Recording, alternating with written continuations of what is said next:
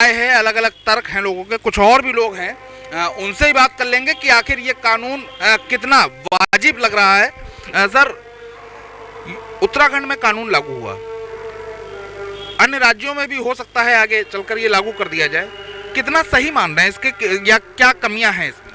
देखिए, ये कानून जो है आवाम विरोधी है। जो इस देश की जनता है, उस देश की जनता के विरोध में ये कानून है। अगर ये कानून इतना अच्छा होता तो इससे पूर्व में भी भारतीय जनता पार्टी के नेताओं ने इस कानून को लागू करने की कोशिश करी, लेकिन उन्होंने देखा कि इस देश के माहौल, इस देश के लोग इस कानून के पक्ष में नहीं बल्कि विपक्ष में, इसलिए उन्होंने इस कानून को तर्क कर दिया, यानी कि रद्द कर दिया कि अब नहीं होगा।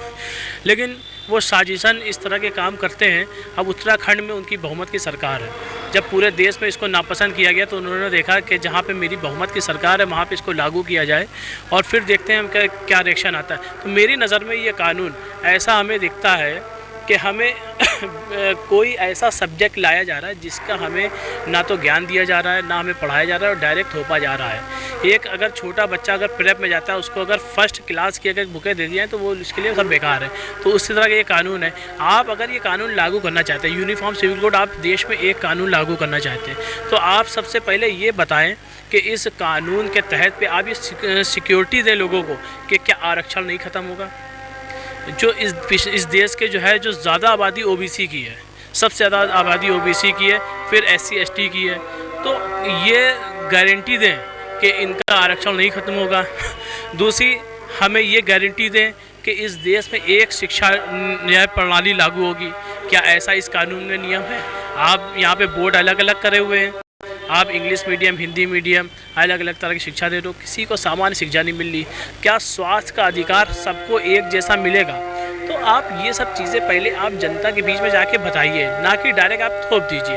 अभी तक ये सब चर्चा नहीं हो रही थी, लेकिन जैसे ही महाकुंभ में ये हादसा हुआ है, उस हादसे को अपनी नाकामी छुपाने के लिए यूसीसी के ऊपर चर्चा शुरू कर दी। ये कानून बहुत ही ज़्यादा बेकार साबित होगा। इसलिए साबित होगा कि सिर्फ मुस्लिम समाज नहीं, मुस्लिम समाज का देखिए मुस्लिम पर्सनल जाएगा, लेकिन और भी जो वर्ग हैं, हम आपको एक आर्टिकल 341 की बात बताएं।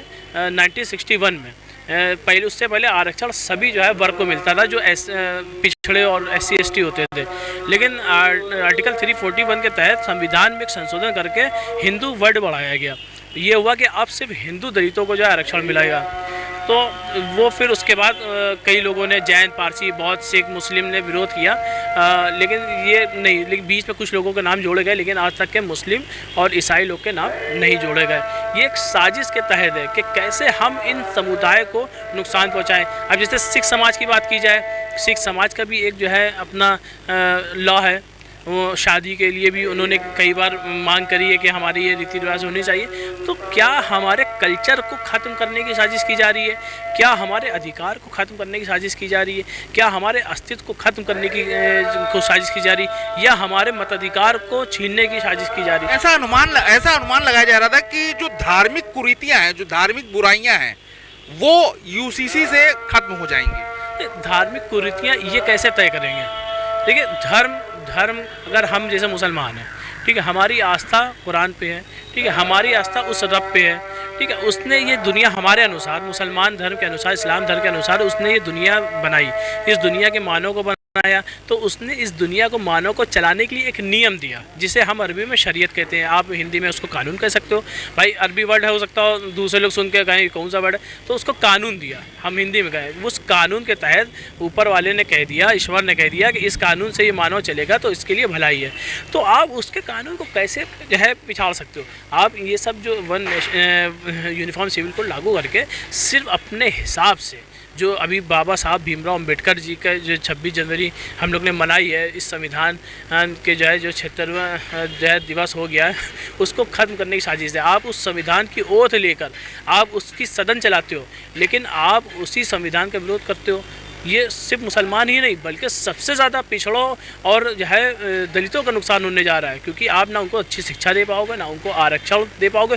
फिर आप ये कहते हो कि जो है जो सामान्य वर्ग का बच्चा है उसको जो है लाभ नहीं मिल पा रहा। आप पहले उनको उस कैटेगरी में लाके कहीं ना कहीं उसको सही नहीं मानते। देखिए आप सही से समझा ही नहीं पा रहे हैं, इसीलिए तो आपको देश ने इस कानून ने नकारा, तभी तो आप एक स्टेट में गए जहाँ पे आपकी बहुमत है। आप दूसरी का आइए, आप इसलिए सेंटर में नहीं ला रहे हो क्योंकि अभी बिहार का चुनाव है, अभी नीतीश कुमार जो है इस कानून के खिलाफ में समर्थन वापस ले। तो देखिए कुल मिला के अलग अलग तर्क हैं लोगों के। एक सवाल आपसे,